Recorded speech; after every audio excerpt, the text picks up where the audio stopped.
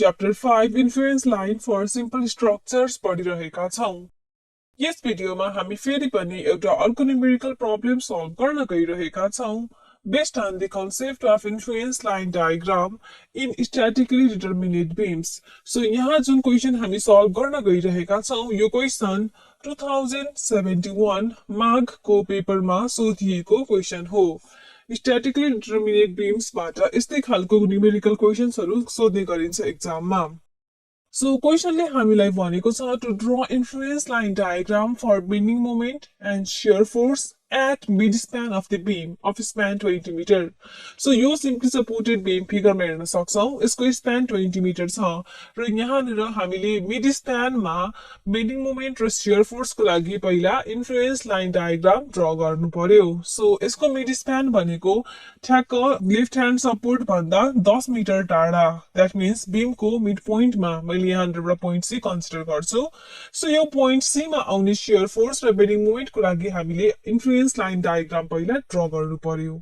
त्यसपछि क्वेशनले भनेको छ determine bending moment and shear force at that section. At that section भनेको पोइन्ट सी कै अबाउटमा आउने बेन्डिङ मोमेन्ट र शियर फोर्स हामीले कम्प्युट गर्नु पर्यो due to loads shown in figure using influence line diagram.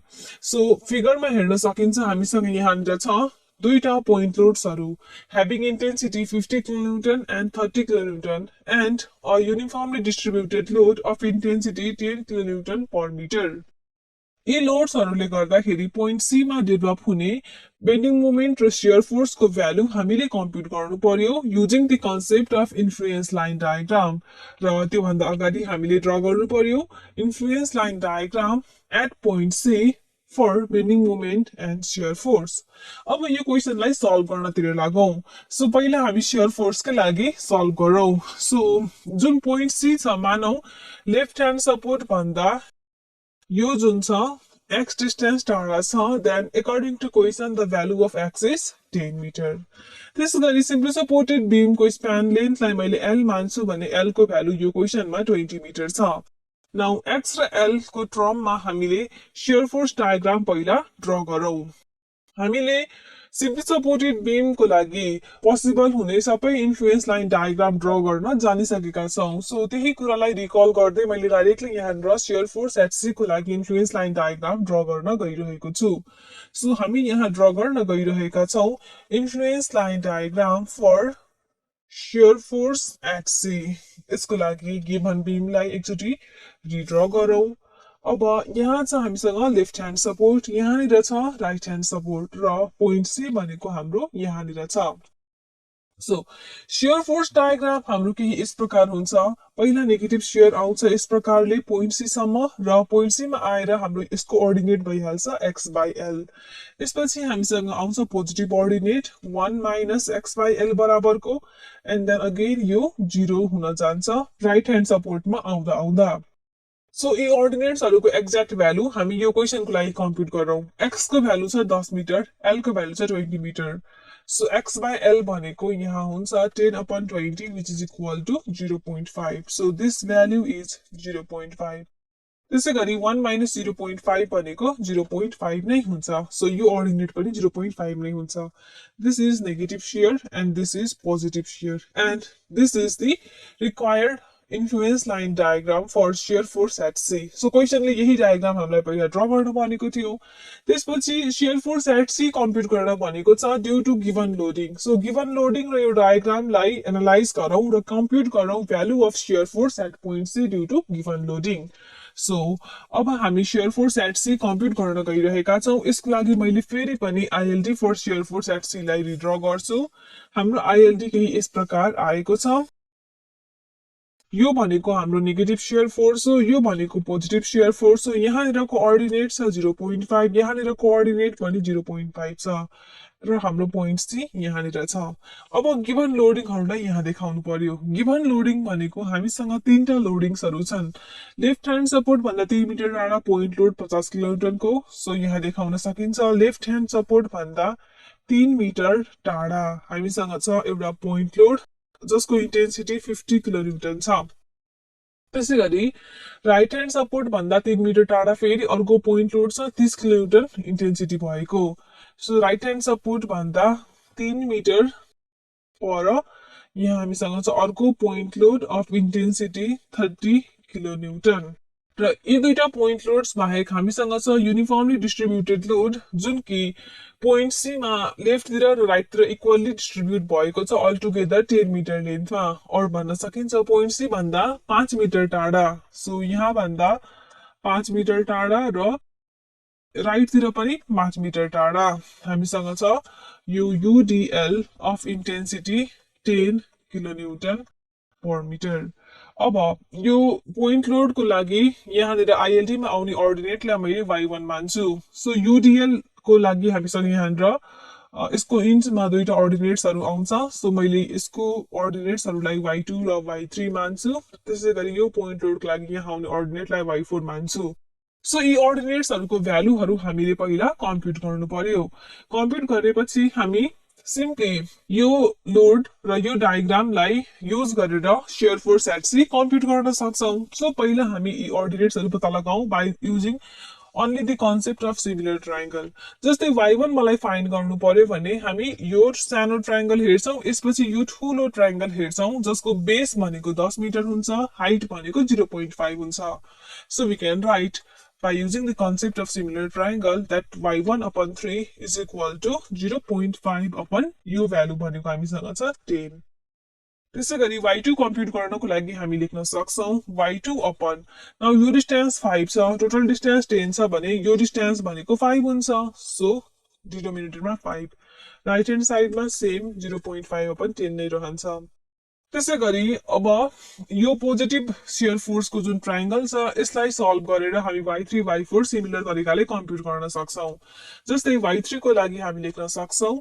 y3 upon यो distance 5 छ भने यो डिस्टेन्स 5 हुन्छ राइट ह्यान्ड साइडमा 0.5 upon 10 र y4 को लागि we have y4 upon 3 is equal to 0.5 upon 10 solve गरौ इक्वेशनहरुलाई जस्तै यो इक्वेशनलाई सल्भ गर्दा we get the value of y1 as 0.15 again y2 को भ्यालु हामी पाउँछौ 0.25 यसपछि y3 can be computed as 0.25 and y4 is obtained to be 0.15 so यसरी हामीले यो लोड को लागि करेस्पोन्डिङ अर्डिनेट्स र आईएलटी पत्ता लगायौं पत्ता लगाइसकेपछि अब हामी कम्प्युट गरौं finally the required value of shear force at point C due to these loadings जस्तै सुरुमा जुन हामीसँग पोइन्ट लोड छ 50 किलोमिटर इन्टेन्सिटी भएको यसले गर्दाखेरि पोइन्ट सी मा आउने शियर फोर्स भनेको this load multiplied by this ordinate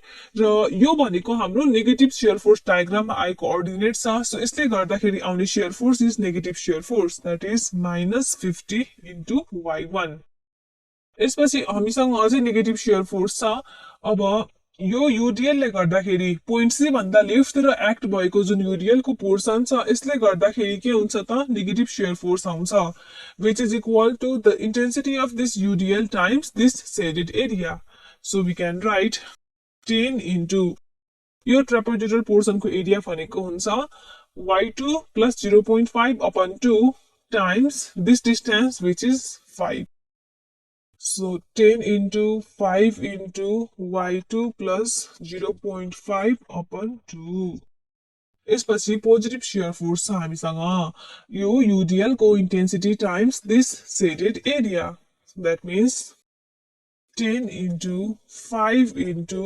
0.5 plus y3 upon 2 now यो त युडिएल ले गर्दाखेरि आएको शियर फोर्स थियो नाउ अझै अर्को पोइन्टरले गर्दाखेरि शियर फोर्स आउँछ 30 into y4 बराबरको so plus 30 into y4 now यहाँ भ्यालु पुट गरौ y1 y2 y3 y4 को र कम्प्युट गरौ required value of shear force at point C so we can now put the values and get -50 into 0.15 minus 10 into 5 into y2 को value छ 0.25 plus 0.5 upon 2 plus 10 into 5 into 0.5 plus y3 भनेको 0.25 upon 2 plus 30 into 0.15 Now यो term र यो term same छ sign मात्रै ulto cha. So this will cancel each other. And we can write this term as minus 7.5, this term as plus 4.5. So यसरी shear force at C हाम्रो compute भएर आउँछ minus 3 kilonewton बराबरको. That means यो given loadingहरूले गर्दाखेरि हामी हेर्न सक्छौं यो सबै लोडिङले गर्दाखेरि point C मा आउने shear force is negative shear force and the value is 3 kilonewton. So यसरी हामीले हाफ पोर्सन सल्भ गर्यौं क्वेशनको. अब हामीले पोइन्ट सी मा बेन्डिङ मोमेन्ट डायग्राम को लागि आईएलडी ड्रा गर्नु पर्यो एन्ड देन त्यो आईएलडी र यी लोडिङहरूलाई युज गरेर bending moment at C due to this loadings compute गर्नु पर्यो. सो अब हामी ड्रा गर्छौं ILD for bending moment at point C. Simply supported beam को केसमा हाम्रो ILD for bending moment at any point भनेको केही यस प्रकार हुन्छ. सो यो जुन हाम्रो पोइन्ट सी छ यो पोइन्ट सी यदि हाम्रो लेफ्ट ह्यान्ड सपोर्ट भन्दा x मिटर टाढा छ र गिवन बीमको स्प्यान लेन्थ l छ भने यो अर्डिनेट भनेको हुन्छ x into l minus x upon l. अब हामीलाई यो क्वेशनमा x र l को भ्यालु थाहा छ. x भनेको छ 10, l भनेको छ 20. सो भ्यालुहरू यहाँ पुट गरौँ. गर्दाखेरि we obtain the value of this ordinate as 5. So this is the required influence line diagram for bending moment at C. अब यो डायग्रामलाई युज गरौँ र यसमा गिवन लोडिङहरूलाई एप्लाई गरौँ गरेर हामी कम्प्युट गरौँ the required value of bending moment at C due to given loadings in the question. So we are again going to draw the influence line diagram for bending moment at C. So हाम्रो diagram केही यस प्रकार obtain भएको छ र यहाँनिर हामीसँग छ point C र यो अर्डिनेट भनेको 5 आएको छ. अब यहाँ लोडिङहरू एप्लाई गरौँ जुन कि क्वेशनले दिएको छ. सो हामीसँग छ लेफ्ट ह्यान्ड सपोर्ट भन्दा 3 मिटर टाढा एउटा पोइन्ट लोड जसको इन्टेन्सिटी 50 किलोन्युटन छ. त्यसैगरी राइट ह्यान्ड सपोर्ट भन्दा पनि 3 मिटर टाढा हामीसँग अर्को पोइन्ट लोड छ यसको इन्टेन्सिटी 30 किलोन्युटन छ.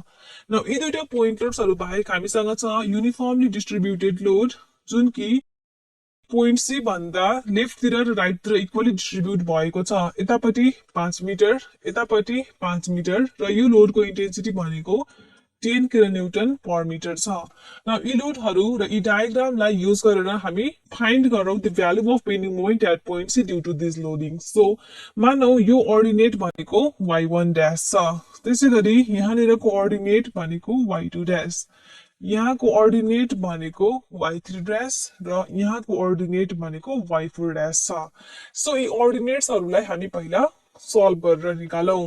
y1 ड्याश कम्प्युट गर्नको लागि हामी युज गरौँ concept of similar triangle. So we can write y1 dash upon this distance that is 3 is equal to your ordinate is 5 divided by this distance that is 10.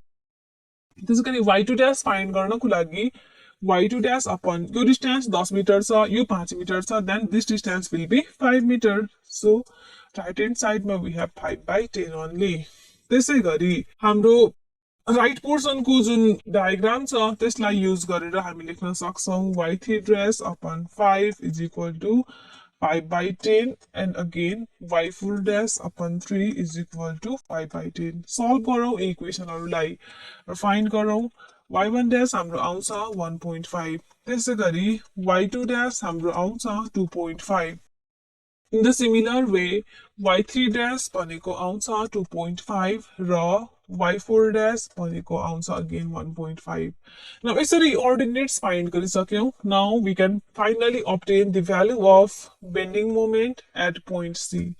So सुरुमा यो point load ले गर्दाखेरि आएको bending moment भनेको हुन्छ 50 into y1 dash र यो entire diagram भनेको positive moment को लागि आएको छ. So सबै forces ले गर्दाखेरि positive moment नै आउँछ point C को about मा. 50 km ले गर्दाखेरि आउने moment is the load 50 km multiplied by respective ordinate y1 dash. त्यसैगरी अब यो C भन्दा लेफ्ट ह्यान्ड साइडमा रहेको यो dl को पोर्सनले गर्दाखेरि आउने बेन्डिङ मोमेन्ट भनेको this intensity of load multiplied by this shaded area, or we can write here 10 into यो shaded area भनेको हुन्छ यो distance 5 into y2 dash plus 5 upon 2. So 5 into y2 dash plus 5 upon 2. त्यसै गरी point C भन्दा राइटतिर पनि हामीसँग युडिएल छ। यसले गर्दाखेरि आएको मोमेन्ट भनेको this intensity times this shaded area, or we can write here plus 10 into 5 into 5 plus y3 dash upon 2. Finally, अर्को point load 30 किलोन्युटनले गर्दाखेरि आएको मोमेन्ट भनेको 30 into this ordinate y4 dash plus 30 into y4 dash. Now let's put the value of y1 dash, y2 dash, y3 dash, y4 dash here and obtain the value of bending moment at C.